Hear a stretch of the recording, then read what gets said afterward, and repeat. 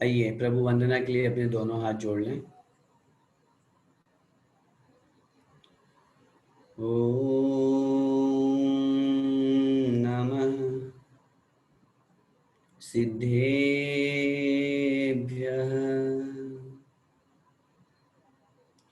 ओम नमः सिद्धेभ्यः।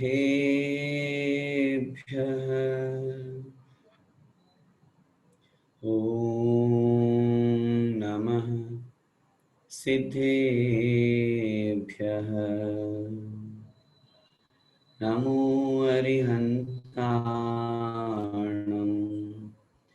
नमो सिद्धाणं नमो आयर्याणं नमो उवज्झायाणं नमो लोये सव्यसाहूणम्। अनंतानंद सिद्ध परमेष्ठी भगवान की जय। द्वादशांग जिनवाणी माता की जय। संत शिरोमणि आचार्य भगवंत 108 श्री विद्यासागर जी महाराज की जय। परम पूज्य गुरुदेव मुनि पुंगव श्री 108 सुधा सागर जी महाराज की जय। अढ़ाई दीपस्थ समस्त मुनिराजों की जय। 10 लक्षण महापर्व की जय। उत्तम संयम धर्म की जय।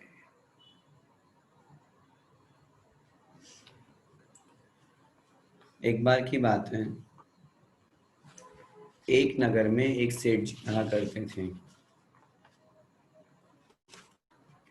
वो जो सेठ जी रहते थे उनकी विशेषता ये थी कि उनके घर के बगल में एक बहुत सुंदर उद्यान था, बगीचा था। वैसे तो बगीचे सबके हुआ करते हैं, लेकिन उस बगीचे की भी विशेषता ये थी कि उस बगीचे में सभी ऋतुओं के फल फूल आया करते थे।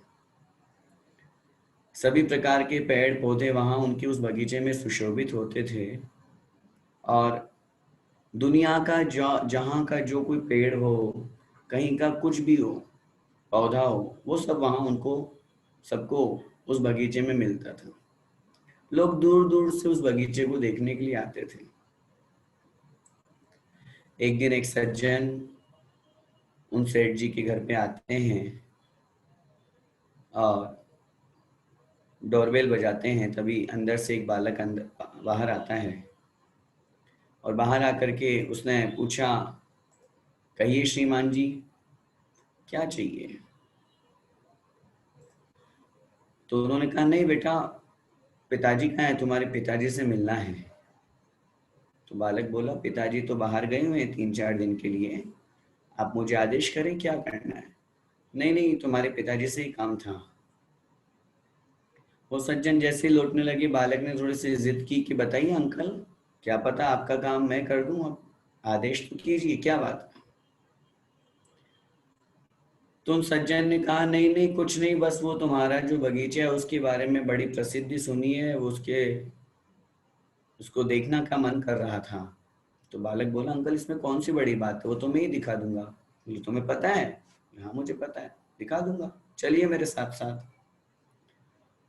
और वो सज्जन उस बालक के साथ साथ उस बगीचे की तरफ निकल पड़ते हैं। और बगीचे में पहुंचने के बाद में वो बालक बड़ी सहजता से, सरलता से, अंकल देखो ये आम का पेड़ है, ये पपीते का पेड़ है, देखो ये अंगूर की बेल जा रही है, ये सीताफल का पेड़ है, इस तरह से ये एप्पल का पेड़ है। सब पेड़ पौधों को दिखाता दिखाता आगे बढ़ रहा है। और आगे बढ़ते बढ़ते तभी उसने 2-3 पेड़ छोड़ दिए और आगे बढ़ गया। तो सज्जन ने पूछा, बेटा तुमने इनके नाम नहीं बताए, ये जो भी ये पेड़ खड़ा है ये किसका पेड़ है, कौन सा पेड़ है, इसकी क्या विशेषता है? तो उस बालक ने बड़ी सहजता से उत्तर दिया, अंकल इस पेड़ में तो फल ही नहीं लगा हुआ, और जिस पेड़ में फल नहीं लगा उस पेड़ को जानने से क्या मतलब। बालक का ये उत्तर आज के इस प्रसंग पर बड़ा प्रासंगिक है, बड़े मतलब का है।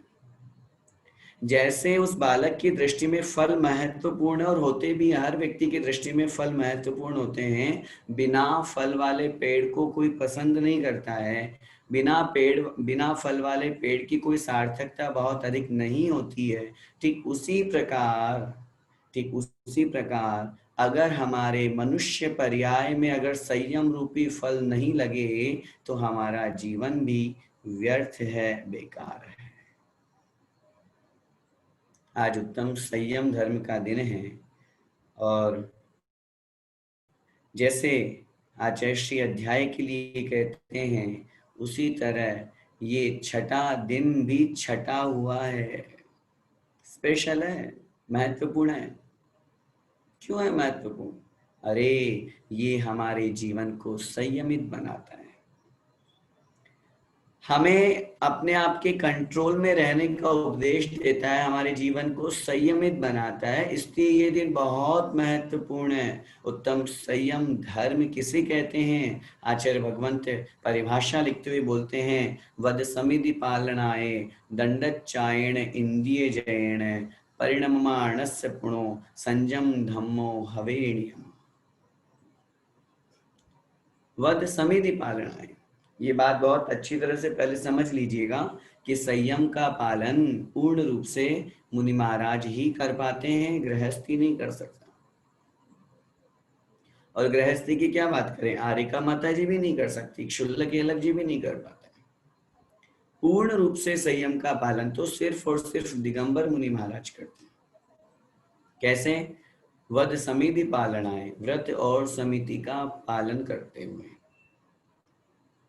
5 महाव्रतों का पालन करना, समिति जो ईर्या भाषा ऐष्णा आदान निक्षेपण और प्रतिष्ठापन है इनका पालन करना, दंडच्चायन अर्थात मन वचन काय को वश में करना, योगों की प्रवृत्ति का त्याग, व्यर्थ में प्रवृत्ति नहीं होने देना, और इंद्रिय जयन है और इंद्रियों के ऊपर विजय प्राप्त करना। इसका नाम है उत्तम संयम धर्म। सामान्य रूप से जब हम संयम की बात करते हैं तो हमको ये लगता है संयम का मतलब बाउंडेशन, बंधन में बनना, नियम लेना। क्योंकि संयम की जब बात आती है, यम नियम पालनम नाम संयम है। अच्छी प्रकार से यम का अथवा नियम का पालन करना। जो संकल्प आजीवन लिया जाता है वह यम कहलाता है, और जो संकल्प कुछ समय के लिए, समय की मर्यादा रख करके लिया जाता है वह नियम कहलाता है। इन यम का और नियम का पालन करने का नाम संयम धर्म है। कुछ लोग इसे बंधन समझते हैं, कुछ लोग इसे बाउंडेशन मानते हैं, और ये नियम में बंधना पड़ेगा। कितने लोगों से मुलाकात होती है और उनसे जब इन विषयों पे चर्चा होती है, उनसे पूछते हैं, भैया आलू प्याज खाते हो? नहीं नहीं भैया जी नहीं खाते। तो फिर नियम ले लो? नहीं नहीं नियम नहीं लेंगे हम। रात्रि में भोजन करते हो? नहीं नहीं करते। नियम ले लो। नियम से डरते हैं लोग। क्यों डरते हैं मुझे आज तक नहीं समझ में आया।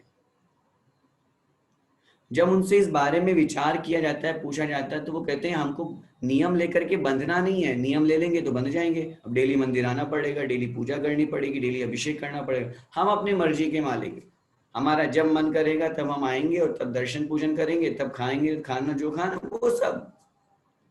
मैं निवेदन करना चाहता हूँ, जब जीवन में हम प्रत्येक स्थान पर अनुशासन बना करके रखते हैं, तो फिर जब धर्म की बात आती है तो फिर हम यहाँ क्यों पीछे हट जाते हैं। नियम कोई बंधन नहीं है, ये अनुशासन है, डिसिप्लिन है। मैं निवेदन करना चाहता हूं, जैसे हम रोड पे चल रहे हैं, हम ड्राइविंग कर रहे हैं, उसके रूल्स रेगुलेशंस हम फॉलो करते हैं। हमें सीट बेल्ट लगाना है, हमें लाइसेंस अपने साथ में रखना है, कहीं ब्रेकर आएगा तो हम अपनी गाड़ी धीरे करेंगे कि नहीं, सामने रेड लाइट जल रही है तो हम वहां अपनी गाड़ी को रोकेंगे कि नहीं। ट्रैफिक के सारे रूल्स हम फॉलो कर रहे हैं, क्यों कर रहे हैं, कभी मन में विचार किया? इसलिए कर रहे हैं ताकि हमें अपने जीवन की रक्षा करना है, अपने जीवन को संतुलित बनाना है। अगर हम अगर हम उन ट्रैफिक रूल्स को हटा दे, सबको ही हटा दे, चलो गवर्नमेंट से मैं बात कर लेता हूँ, न सीट बेल्ट लगाना है, ब्रेकर सारे हटा दो, रेड लाइट पे गाड़ी रुकने की जरूरत ही नहीं है, कहीं सारे रेड लाइट हटा दो, रेड लाइट ग्रीन लाइट सब हटा दो, चौराहे हैं जहाँ पे जो बने वो बने रहने दो, क्या होगा बोलिए? एक्सीडेंट की संख्या कितनी हो जाएगी? जितनी अभी हो रही है, जितनी अभी हो रही है उससे कम से कम भी नहीं तो 50 गुना तो बढ़ी जाएगी। क्यों बढ़ेगी?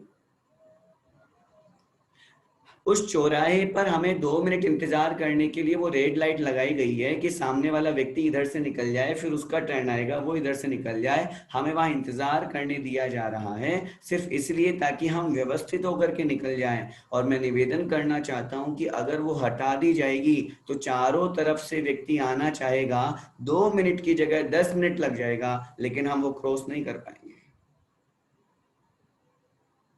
अनुशासन हमारे जीवन का पहला कर्तव्य है और ये उत्तम संयम धर्म हमें उसी अनुशासन में रखने के लिए, वही अनुशासन सिखाने के लिए आया है।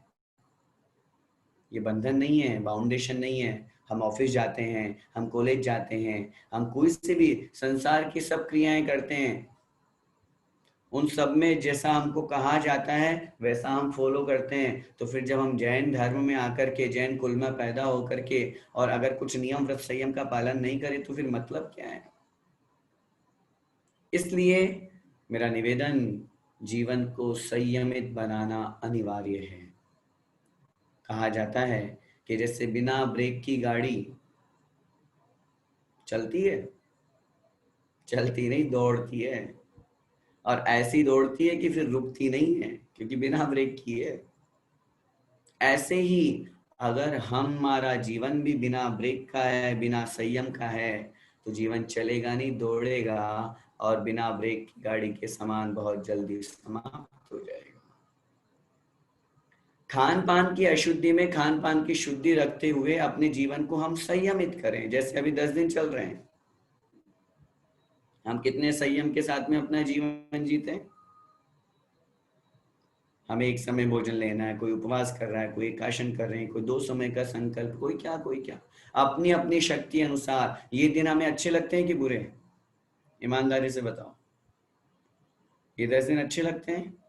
तो अगर ये 365 दिन बन जाए तो कितना आनंद आए हैं? संयमित जीवन हमको जीना है। आचार्यों ने लिखा है, हम पूजन की पंक्तियां प्रातःकाल हमने पढ़ी थी, काय छहों प्रतिपाल, पंचेंद्रिय मन वश करो, संयम रतन संभाल, विषय चोर बहु फिरते हैं। ये जो पंचेंद्रिय के विषय हैं ये फिर रहे हैं, घूम रहे हैं, हमें भटका रहे हैं, हमें अपनी तरफ आकर्षित कर रहे हैं। उन सब से बचने के लिए हमें संयम रूपी रत्न को संभाल करके रखना है। और वो संयम 2 प्रकार का होता है, इंद्रिय संयम और प्राणी संयम। इंद्रिय संयम के अंतर्गत कहा गया 5 इंद्रिय और अपने मन को वश में करने का नाम इंद्रिय संयम है। और प्राणी संयम में षटकाय के जीवों की विराधना नहीं करना, पृथ्वी का एक, जल का एक, अग्नि का एक, वायु का एक, वनस्पति का एक और त्रस का एक, ये षटकाय के जीव कहलाते हैं। इनकी हिंसा नहीं करना, इनकी विराधना नहीं करना, इसका नाम है प्राणी संयम। हम मन में विचार करें, हम स्पर्शन इंद्रिय के कितने लोलुपी हैं। मैं लोलुपी शब्द का उपयोग कर रहा हूं, प्रत्येक इंद्रिय पे आऊंगा। हमें थोड़ी सी गर्मी लगी नहीं कि तुरंत हमें एसी चाहिए। स्पर्शन इंद्रिय बोलती गर्मी लग रही, एसी चलाओ। थोड़ी सी सर्दी लगी नहीं कि हमको हीटर चाहिए।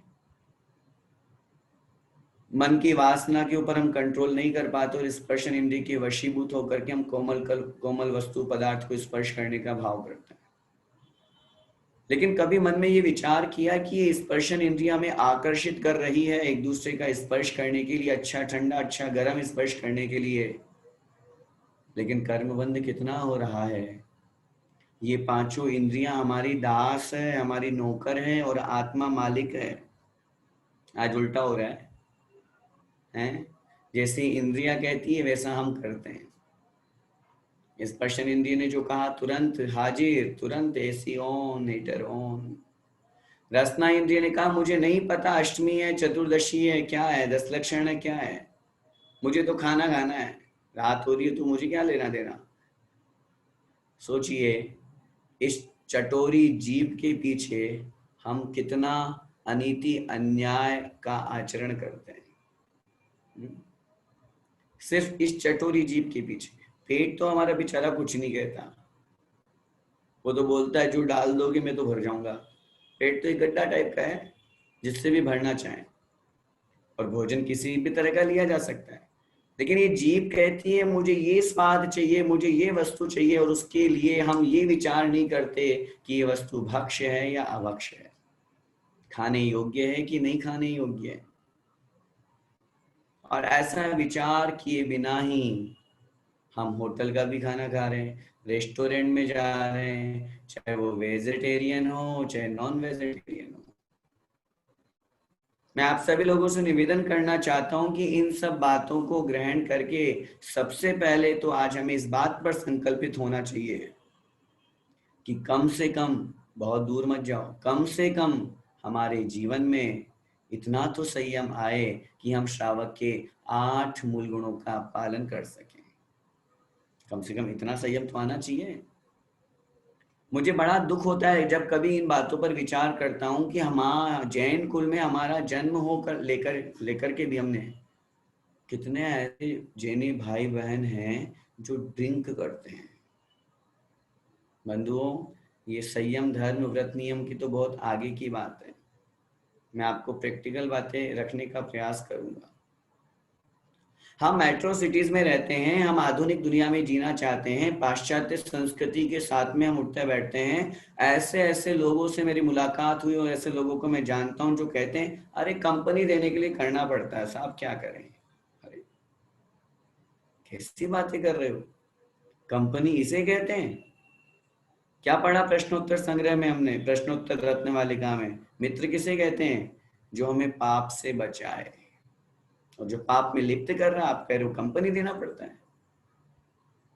लोग कहते हैं बिजनेस डील करने के लिए उनके साथ उठना बैठना पड़ता है, उनके साथ में कुछ हल्का फुल्का लेना पड़ता है। ये कौन सा रवैया हुआ? ये कहाँ की सभ्यता हुई? ये कहाँ की संस्कृति हुई? चंद पैसों के लोभ में हमने अपना धर्म बेच दिया, सिर्फ इसलिए कि उसके साथ में हमें बहुत अच्छी डीलिंग करेंगे। ऐसे ऐसे लोग दुनिया में बहुत हैं जो हमारे धर्म को नष्ट करने के लिए उपस्थित हुए हैं। सबसे पहले तो हमारे जीवन का ये संकल्प बने, और मैं आप लोगों के माध्यम से, क्योंकि यहाँ पे बहुत यूथ भी बैठा हुआ है और सुन रहा है उस बात को, नहीं भी सुन रहा तो भी यूट्यूब के माध्यम से सब लोगों तक ये बातें पहुंचेंगी। मैं उस युवा जनरेशन को सिर्फ इतना सा निवेदन करना चाहता हूँ कि भैया संयम का पालन तो बहुत आगे की बात है, कम से कम 2 नियम तो हमें आज के दिन संयम धर्म के दिन लेना ही चाहिए कि मैं अष्टमूल गुणों का पालन करूंगा और सप्त व्यसन का त्याग करूंगा। आज जैन कुल में पैदा होकर के लोगों के मद्य मांस मधु का त्याग नहीं है। लोग बड़े शौक से ड्रिंक करते हैं, अंडा खाते हैं और बोलते हैं कि हम तो वेजिटेरियन हैं। सोचिए कहाँ जा रहे हैं हम, कौन सी स्थिति में हमारा धर्म कहाँ जाएगा। हम मनुष्य पर्याय को प्राप्त हुए, सौभाग्य से भारत देश हमको मिला, जैन कुल में हमारा जन्म हुआ। क्या कहते हैं, नर काया को सुरपति तरसे, सो दुर्लभ प्राणी। इस मनुष्य पर्याय को प्राप्त करने के लिए देवतागण भी तरसते हैं। और वो जो सर्वार्थ सिद्धि का देव है वो एक भाव बता रही है ऊपर ही ऊपर। उस सर्वार्थ सिद्धि के देव से सिद्धिशिला बहुत पास में है, सिद्धालय बहुत पास में है, लेकिन उसको सिद्ध बनने के लिए पहले मनुष्य पर्याय को धारण करने के लिए वापस नीचे आना पड़ता है, मध्य लोक में आना पड़ता है, मनुष्य लोक में आना पड़ता है। मनुष्य बनेगा, मुनि बन करके फिर मोक्ष जाएगा। मोक्ष जाने का एक ही द्वार है, मनुष्य पर्याय में संयम। सोचिए चारों गतियों में किसी में संयम नहीं है, सिर्फ मनुष्य पर्याय में संयम है। और अगर इस मनुष्य पर्याय को प्राप्त करके भी हम असंयमी होकर के, अनकंट्रोल में रह करके अपनी लाइफस्टाइल को जीते हैं, तो हम कहाँ जाएंगे। अनादिकाल से संसार में यह जीव, हम और आप परिभ्रमण कर रहे हैं, घूम रहे हैं, उसका कारण ही यही है, पंचेंद्रिय के विषय कषायों में आकंठ डूबे हुए हैं, आकंठ डूबे हुए हैं, खाने पीने का विचार ही नहीं करते, क्या भक्ष्य क्या अभक्ष्य है। हमारा मुंह, 2 शब्द हैं, पोस्ट ऑफिस और letter box. Post office time to time खुलता है और लेटर बॉक्स हमेशा खुला रहता है। बोलिए, जब चाहे कोई भी उस लेटर बॉक्स में कुछ भी डाल सकता है। और बड़े चंचल जो बच्चे होते हैं वो तो गंदगी भी डाल देते हैं, कंकड़ पत्थर भी डाल दिए। पोस्ट ऑफिस कम से कम टाइम टू टाइम तो खुलता है। हमें विचार करना है कि हमारा मुख पोस्ट ऑफिस बना हुआ है कि लेटर बॉक्स बना हुआ है, कि जब चाहे तब कुछ भी डाल दिया। और मैं थोड़ा सा टेढ़ा आदमी हूं। जो लोग गुटखा खाते हैं, तंबाकू खाते हैं, मद्यपान करते हैं, धूम्रपान करते हैं, मादक पदार्थों का सेवन करते हैं, मैं तो बहुत स्पष्ट कहता हूं, उनका मुंह तो कचरे का डिब्बा है। जो जब चाहे तब मुंह में कुछ भी डाल दिया, कभी भी। रात को 12 बजे उठा के कहो चलो ये खाने चलते हैं, हाँ तुरंत रेडी, मना करने का मन ही नहीं करता। क्या हमारा जीवन हो रहा है, हम कहाँ जी रहे हैं, हमें अपने आप के ऊपर विचार करने की आवश्यकता है। ऐसे ही जैसे स्पर्शन, रसना, घ्राण, चक्षु, कर्ण, इन इंद्रियों के वशीभूत होकर के हम अपने जीवन को निकालते जा रहे हैं, काटते जा रहे हैं। आचार्य भगवंत कहते हैं इन सब के ऊपर कंट्रोल करने वाला अगर कोई है तो वो है हमारा मन। हम अपने मन में ये संकल्प करें कि नहीं मुझे ये काम करना है तो कर पाऊंगा, नहीं करना तो नहीं कर पाऊंगा। मन हमारा राजा है। और अगर मन वश में हो गया तो फिर तो सब वश में है। मन के हारे हार हैं, मन के जीते जीत। एक बार की बात है, एक राजा बड़ा परेशान था, दुखी था। 2-3 दिन से जब उसको दुखी देखा तो मंत्री के मन में विचार आया कि राजा आप क्यों दुखी हो, क्यों परेशान हो रहे हो। तो राजा ने कहा, चिट्ठी दिखा दी, पत्र दिखा दिया कि मंत्री महोदय पड़ोसी राज्य से ये दूत के हाथों एक पत्र आया है और उसमें ये लिखा हुआ है कि या तो तुम मेरी अधीनता स्वीकार करो, नहीं तो मैं 3 दिन बाद तुम्हारे राज्य पे आक्रमण करके मैं इस राज्य को अपने अधीन बना लूंगा। तो मंत्री ने जैसे चिट्ठी पढ़ी तो बोला, राजा इसमें घबराने की क्या बात है, हम युद्ध लड़ेंगे, हम क्यों ऐसे किसी की पराधीनता स्वीकार करें। राजा ने कहा, मैं भी यही सोच रहा हूँ और मैं भी किसी की पराधीनता स्वीकार नहीं करना चाहता, लेकिन मैं क्या करूं, मेरी मजबूरी है। क्या मजबूरी है। मंत्री जी आप जानते नहीं अपने पास में सैनिक सिर्फ 5,000 है, उनके पास में 50,000 है, हमारे पास सोल्जर ही नहीं है। तो मंत्री ने कहा, आप रुकिए मैं सेनापति को बुला करके बात करता हूँ। मंत्री जी ने सेनापति को बुलाया और सेनापति को बुला करके कहा कि ऐसा ऐसा है, क्या हमारे पास में इतनी तैयारी है कि हम 5,000 सैनिकों को भेज करके 50,000 सैनिकों के साथ में युद्ध लड़वा सकते हैं। 3 दिन बाद युद्ध होने की घोषणा होने की बात हो रही है। सेनापति पॉजिटिव वेव रखने वाला था, पॉजिटिव थिंक वाला आदमी था। उसने कहा, राजन घबराने की बिल्कुल जरूरत नहीं है, हम लड़ाई करेंगे, हम युद्ध करेंगे, हम किसी की पराधीनता ऐसे स्वीकार नहीं करेंगे। आप बोल दीजिए कि हम ऐसे अपने राज्य को आपके अधीन नहीं बना सकते, हम तो युद्ध करेंगे। ठीक है। राजा को जब इतना विश्वास दिला दिया तो उसने भी दूध के हाथों कहलवा दिया। इधर सेनापति ने आकर के अपने पूरे 5,000 सैनिकों को बुला करके उनको उपदेश दिया, उनको समझाया और कहा, लग जाओ तैयारी में, 2 दिन बाद हमको कूच करना है, हमको युद्ध पे, भूमि पे युद्ध लड़ने के लिए जाना है। और सैनिकों ने बड़े उत्साह के साथ में अपना कार्य प्रारंभ कर दिया और निश्चित दिवस पर जैसे ही वो चलने के लिए तैयार हुए, आशीर्वाद लेकर के आगे बढ़े, राज्य की बाहर सीमा पर एक भगवान का मंदिर पड़ता था। सेनापति ने कहा, सुनो सभी सभी सैनिकों, हम सबके ये इष्ट भगवान है, हम सभी युद्ध भूमि में जा रहे हैं, पता नहीं लौट करके आएंगे कि नहीं आएंगे, हम नहीं कह सकते, लेकिन अब जब जा रहे हैं तो भगवान का आशीर्वाद लेके जाएं, सब अच्छा होगा। और ये विचार करके सब लोगों ने भगवान के दर्शन किए और दर्शन करके जैसे बाहर निकले तो सेनापति ने कहा, ये एक सिक्का मैं उछाल रहा हूं, अगर ये सिक्का नीचे गिरने के बाद हेड आता है तो हमारी जीत होगी और टेल आता है तो हमारी हार होगी। सब सैनिक मन में विचार करने लगे और अपने अपने इष्ट भगवान का स्मरण करने लगे। हेड आए हमारी जीत हो, हेड आए हमारी जीत हो। और जैसे ही सेनापति ने सिक्का उछाला, उछालने के बाद में जैसे ही वो नीचे गिरा और जैसे ही गिरते ही साथ सबने देखा तो वहां पर हेड आ गया था।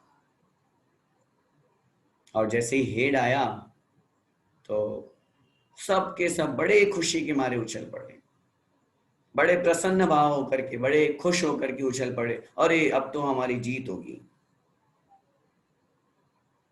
और ये विचार करके बड़े उत्साह के साथ में सारे के सारे सैनिक वहां पर युद्ध भूमि में पहुंच जाते हैं। और उसी उत्साह के कारण से कि नहीं अब तो हेड आया, अब तो हमारी जीत होगी, और जाकर के उन सब 50,000 सैनिकों को मार गिरा करके और विजय प्राप्त करके लौट करके वापस आने लगते हैं। और जैसे ही वापस लौट करके आते हैं तो वापस वही मंदिर पड़ता है। तो सेनापति ने पुनः कहा, जिनकी कृपा से हमें जीत मिली है, चलो आओ भगवान के दर्शन करते हैं। पुनः उस मंदिर में गए दर्शन करने के लिए, और वहां दर्शन करने के बाद जैसे वापस लौट करके आए तो सेनापति ने सभी सैनिकों को इकट्ठा करते हुए कहा, सुनो, मैं तुमको एक बात बताना चाहता हूँ। सबने बोला, क्या बात है? बोले, जाने से पहले हम यहाँ से जब गए थे तो हमने एक सिक्का उछाला था और मैंने आपको कहा था कि अगर हेड आएगा तो हमारी जीत होगी और टेल आएगा तो हमारी हार होगी।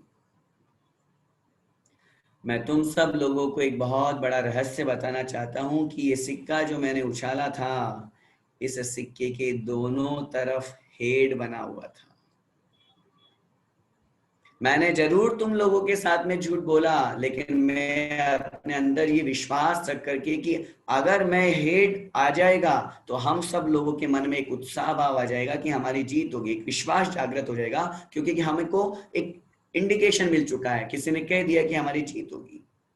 और हम मन में उत्साह भाव रख करके, प्रसन्नता का भाव रख करके और इस तरह का परिणाम रखते हुए कि नहीं अब हमारी जीत होगी, इसी कारण से हम गए और हमने बड़ी कुशलता के साथ में सब सैनिकों को मार भगाया। मन के हारे हार हैं, मन के जीते जीत। एक बार जो हम अपने मन में विचार कर लेते हैं, सोच लेते हैं, वास्तव में वह वस्तु होगी ही होगी। अपने मन पर दृढ़ संकल्पित रहिए। अगर हम किसी चीज को सच्चे दिल से चाहते हैं तो पूरी कायनात उसे मिलाने में लग जाती है। मन एक बहुत बड़ी वस्तु है। मन में हमने विचार कर लिया कि नहीं, मुझे नहीं मिलेगा ये सब खाना पीना, उल्टा सीधा अभक्ष्य वस्तु नहीं मिलेगी, फिर देखो रसना इंद्री की क्या मजाल, वो बोलेगी क्या? मन हमारा कंट्रोल में है तो हर चीज कंट्रोल में है। और मन अगर मचल गया, मन अगर विचलित हो गया तो ब्रह्मा जैसे महान तपस्वी भी विचलित होकर के धराशायी हो जाते हैं। ये कहलाता है इंद्रिय संयम। दूसरा है प्राणी संयम।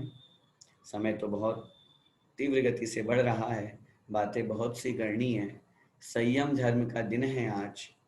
और हमें अगर विचार करें हम इन षटकाय की जीवों की हिंसा नहीं होना या इनकी रक्षा करना, तो सबसे पहले और सबसे महत्वपूर्ण तो त्रसकायिक जीवों की हिंसा से हम बचें। हम मद्य मांस मधु पंचुदुम्बर फल इनका त्याग करते हुए सत्य व्यसन का त्याग कर। और मैं जो हमेशा एक बात कहता हूँ, अपने जीवन में एक नियम की डायरी जरूर बनाएं और उसमें नियम लिखें, मेरे कौन कौन से नियम है, कौन कौन से संकल्प है। वो ही हमारी असली कमाई है। रुपए पैसे की कमाई तो यही रह जाएगी। वो जो नियम हमने लिखे हैं अपने जीवन को उच्च बनाने के लिए, उन्नति विकास प्रगति के मार्ग पर ले जाने के लिए, वही हमारी आत्मा का कल्याण करने वाले। जिन वस्तुओं में त्रस्त जीवों की हिंसा होती है उन वस्तुओं के बारे में हम विचार करें। सब लोग यहाँ पर उपस्थित है, मैं निवेदन करना चाहता हूँ, हम लोग चमड़े के पर्स, जूते, बेल्ट आदि इन सबका उपयोग करते हैं। कभी मन में विचार किया उस लेदर से कितने जीव मारे जाते हैं, कितने उन निरीह प्राणियों की हिंसा होती है। अगर हमारे शरीर से एक बाल निकाल दिया जाता है तो कितना कष्ट का अनुभव होता है। और उन उन उन पशुओं को गर्म खोलते हुए पानी में डाला जाता है, चीखते हैं, चिल्लाते हैं, रोते हैं, लेकिन कौन उनकी पुकार सुनने वाला है? किस कारण से, किस लिए? सिर्फ और सिर्फ हमारे शौक के कारण से। क्या कर लेंगे हम लेदर पहन करके? कहाँ चले जाएंगे हम? नेल पॉलिश, लिपस्टिक, इन सब प्रसाधन सामग्रियों का हम उपयोग करते हैं। इन प्रसाधन सामग्रियों के उपयोग में हम इस तरह का विचार नहीं करते हैं कि कितने जीवों को मार करके ये वस्तुएं बनाई गई है, और हम तो बस अपनी फैशन में आकर के और इन सब चीजों को भूल जाते हैं। कितने त्रस्त जीवों का घात हुआ है उस चीज में। अमर्यादित भोजन करते हैं, अभक्ष्य भोजन करते हैं, जिसमें त्रस्त जीव उत्पन्न हो जाते हैं स्वाद के कारण से हम। और इसी के साथ में पृथ्वी का एक, जल का एक, अग्नि का एक, वायु का एक, वनस्पति का एक। मैं निवेदन करना चाहता हूँ, कम से कम इतना तो हमारे जीवन में संयम हो। मैं ये आपसे निवेदन नहीं कर रहा कि आप सब कुछ छोड़ के मुनि बन जाओ। बन जाओ तो बहुत अच्छी बात है, सबसे पहला उपदेश तो वही दिया जाएगा। लेकिन अगर उतना नहीं कर रहे हैं तो कम से कम हम लाइट पंखा उपयोग कर रहे हैं, अग्नि का एक जीवों की हिंसा हो रही है, वायु का एक जीवों की हिंसा हो रही है। कम से कम इतना तो हम विवेक रख ही सकते हैं कि जितना हमारे आवश्यकता है, जितना उपयोग है, उतना ही हम जलाएं। अगर हम रूम में नहीं है तो हम क्यों फालतू में लाइट जला करके रखते हैं? अगर हम कमरे में नहीं है तो क्यों पंखा कूलर ऐसे चालू करके रखते हैं? जब एक बाल्टी दो बाल्टी से हमारा स्नान अच्छे से हो सकता है तो क्यों हम घंटा घंटा, आधा आधा घंटा शोवर के नीचे खड़े होकर के और जीवों की हिंसा करते हैं, अपनी इंद्रियों को पुष्ट करते हैं? क्यों? विचार करने की आवश्यकता है, सोचना है। ये सब छोटी छोटी चीजें हैं जो हमारे जीवन को बहुत आगे तक ले जाने वाली है और जीव हिंसा से हमको बचाने वाली है। आज यह संयम धर्म का दिन हमें वास्तव में जैन बनाने के लिए आया है। हम अपने नाम के आगे जैन तो लगाते हैं, और आजकल तो एक नई परंपरा और चल पड़ी। आजकल लोग जैन नहीं लगाते, अपना सरनेम लगाते हैं ताकि कोई पहचाने नहीं। सरनेम बाद में लगाइए, पहले अपने नाम के आगे जैन लगाइए। लेकिन मुझे मुझे इसलिए अपने आप में कभी कभी ऐसा लगता है कि वो जैन इसलिए नहीं लगाते क्योंकि वो जैन के योग्य काम ही नहीं करते। जब जैन के लायक काम ही नहीं करते तो क्यों लगाना जैन? बढ़िया है, मैं तो खूब खुश हूँ इस बात से। कम से कम जब अखबारों में, न्यूज़पेपर में और न्यूज में जब ये कभी कभी तो ऐसे आंखें शर्म से नीचे हो जाती है जब देखते हैं कि कोई जैन व्यक्ति गलत काम करता है, कोई जैन साधु गलत काम करता है और वहां लिखा जाता है दिगंबर जैन व्यक्ति के द्वारा ये गलत काम किया गया, जिसके ऊपर लोग विश्वास करते हैं। और आज स्थिति क्या हो रही है? हम अपने नाम के आगे जैन लगाते हैं, लेकिन उस जैन का मतलब क्या है? उस जैनिज्म का, उस जैन के जो फॉलो सिद्धांत है, मैं बहुत बड़ी बातें नहीं करूंगा, कम से कम जो हमारी पहचान है, रात्रि भोजन का त्याग, पानी छान करके पीना और नित्य देव दर्शन, ये पहचान है। ये कोई कहीं लिखी नहीं है, ये पहचान, आइडेंटिटी है हमारी। सोचिए, आज हम अपनी पहचान खोते जा रहे हैं। कितने लोग हैं ऐसे जो रात्रि में भोजन का त्याग करके, और जैन हैं, आलू प्याज जमीकंद खाते हैं, रात्रि भोजन करते हैं, 10 लक्षण चल रहे हैं तो भी बाजार का अचार मुरब्बा पापड़ नहीं छूट रहा लोगों से। खाए के चैन हम? अरे कम से कम इतना तो हम अपने जीवन में ध्यान रखें कि हम जैन कुल में पैदा हुए हैं, उसका तो कम से कम सम्मान बनाए रखें। और ज्यादा कुछ नहीं करना तो कोई बात नहीं। समय तो बहुत हो रहा है, बस आप लोगों से 2 मिनट में अपनी बात को पूरा करने का प्रयास करूंगा। अपने जीवन में छोटे छोटे नियम आना बहुत जरूरी है, क्योंकि ये नियम बंधन नहीं है, ये अनुशासन है।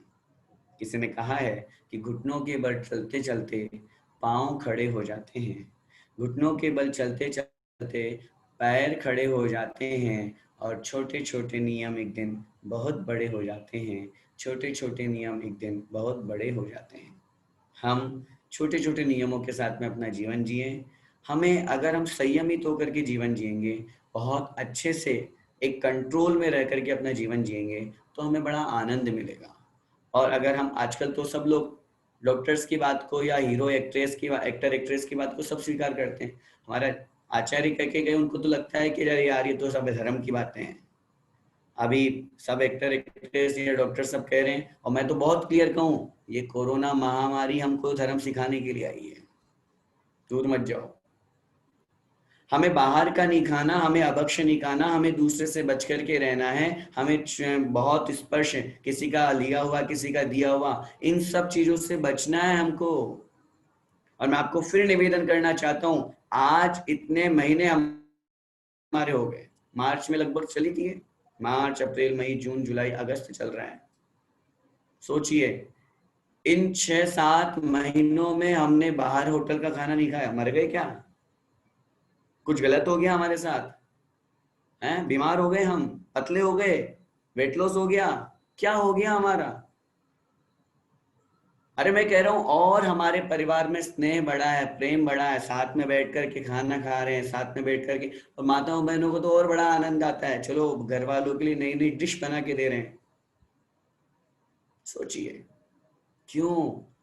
जब इतना अच्छा हमारा जीवन जी रहे हैं हम। अब वही बात है, हमारे आचार्यों ने शास्त्र में लिखा है, या तो धर्म की बात मान लो, और नहीं मानोगे तो कर्म अपने आप मनवाएगा। और यही हो रहा है हमारे साथ अभी।